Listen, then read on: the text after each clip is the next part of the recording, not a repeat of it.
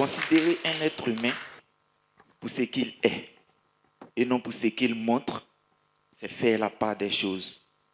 Dans une société où le paraître a pris le dessus sur l'être, où les jugements se font sur la base de l'apparence, c'est dans cette société que je suis né. Malheureusement, nos sociétés africaines sont trop marquées par ces préjugés qui créent tellement de frustration.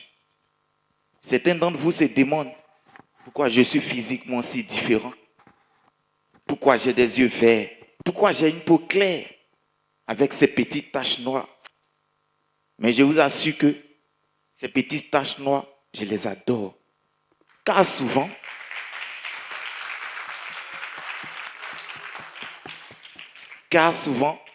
j'ai l'impression de ressembler à un caméléon. La variété de mes couleurs me rend beau, stylé.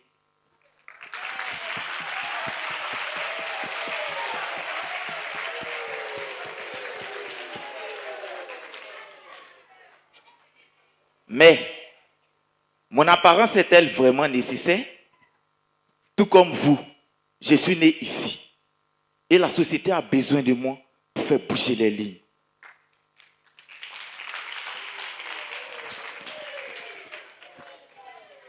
Tout comme chaque enfant qui naît, j'ai aussi une place. Alors, sans plus tarder, nous allons passer à une petite expérience. Fermez les yeux. Allez, on ne triche pas, on ferme tous les yeux. Que voyez-vous? L'obscurité, n'est-ce pas? Qu'entendez-vous? Un jeune homme qui parle, je suppose. Et maintenant, ouvrez les yeux. Je suis Chris Kwame et je suis la lumière dont le monde a besoin pour avancer.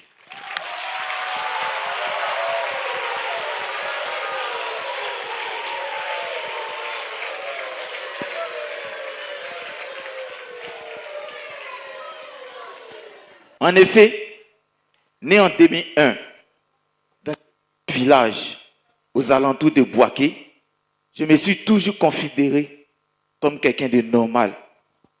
Turbulent comme les jeunes de mon âge, je ne m'étais jamais différencié des autres. Jusqu'à ce que je commence l'école et que les problèmes de vue se fassent sentir.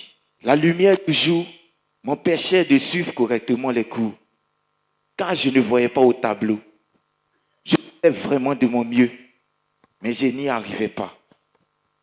Jusqu'au bout, je me demandais ce qui se passe, ce qui va provoquer mon retard dans mon cursus scolaire. Mais avec une confiance, avec un âme déterminant, j'avançais progressivement.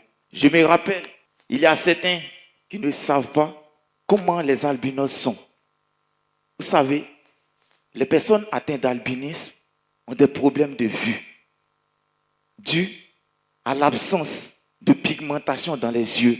L'iris non pigmenté empêche l'œil d'être protégé des rayons du soleil, ce qui va entraîner des problèmes de vue tels que l'astigmatisme, la photophobie, la myopie et même la cécité. Les albinos sont aussi victimes d'harcèlement, d'intimidation, de discrimination, d'astigmatisation.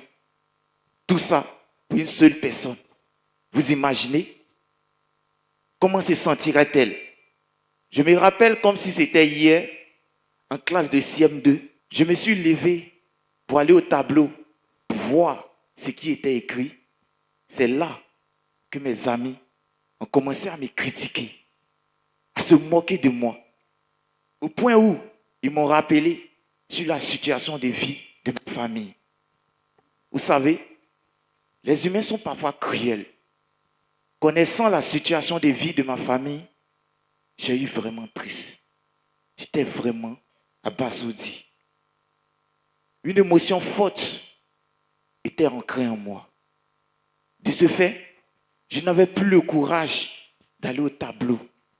Je n'avais plus la force de me lever pour aller voir ce qui était écrit. De ce fait, j'ai commencé à prendre de mauvaises notes. Mais avec la grâce de Dieu, j'avançais progressivement avec mes notes passables.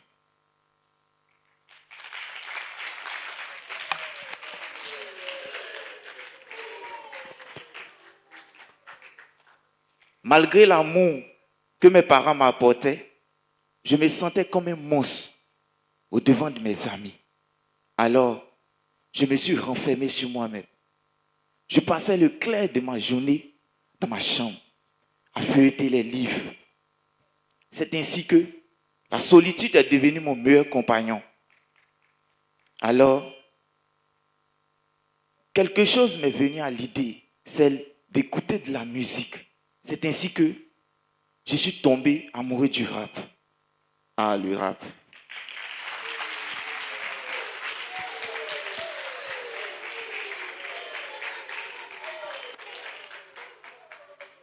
Vous savez, le rap est une musique engagée qui dénonce l'état de la société.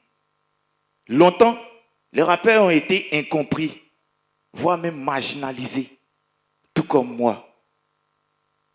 Alors un jour, j'écoutais le son d'un rappeur français appelé Lif dans son son Fils d'Adam, où il disait « Impossible de faire le tri entre les bons et les mauvais. À ce que je sache, les poitrines, personne n'y entre. Moi, je me connais, toi, tu me connais. Mais juste ton homme, pour ce qu'il est ou pour ce qu'il commet. J'ai compris par là que peu importe ce que tu seras, peu importe ce que tu es, les hommes ne cesseront jamais de te critiquer. Alors, pourquoi s'apitoyer sur son sort? De ce fait, je me suis donné un objectif, celle de devenir le meilleur artiste de ma vie. Avec la détermination, j'ai remporté plusieurs prix. Mais j'étais toujours dans le silence. Je copiais mes tests. Je m'améliorais à chaque fois que j'avais l'occasion. Je chantais seul. Et un jour, une personne m'est venue dans mon songe en me disant « Mathieu, arrête de t'apitoyer sur ton sort. Tu as quelque chose en toi. Tu as un talent en toi. Alors, pourquoi te morfondre? Ton talent, c'est ta personnalité, ton histoire. Par ce talent, tu feras l'honneur du Tout-Puissant. Par ce talent, tu valoriseras ton pays. Par ce talent, on te connaîtra. Et tu feras l'honneur du Tout-Puissant. C'est ainsi que est né mon nom HTP, qui signifie honneur au Tout-Puissant.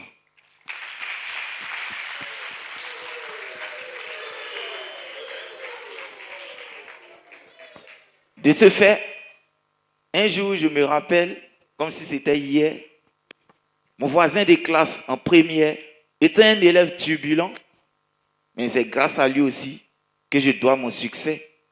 Car un jour, on était assis en classe et il a fouillé dans mon cahier, il a vu certains de mes tests. Et il a annoncé à la classe que j'étais un artiste rappeur. En présence de mon professeur principal, qui était là, elle m'appela et me demanda de faire un a cappella. J'étais vraiment stressé, vu que c'était ma première fois de parler devant plusieurs personnes. Mais une voix venait et me disait, lève-toi, c'est ton jour de gloire, tu peux le faire. Alors, avec détermination, je me suis levé et je suis allé. J'ai chanté, j'ai fait ce qui me semblait bon. Et heureusement, la classe était vraiment émerveillée, impressionnée par ce que je faisais. J'ai compris que peu importe ce que les gens vont te dire, peu importe ton statut social, avec la détermination, la passion, avec tout ce que tu peux prendre pour être courageux, tu briseras toutes ces barrières pour qu'un jour, ces personnes puissent connaître ta valeur.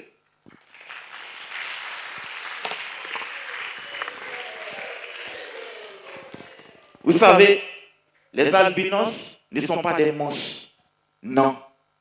Ce ne sont pas des monstres envers lesquels vous devrez lancer des injures, des regards de travers ou les exclure de la société. Non.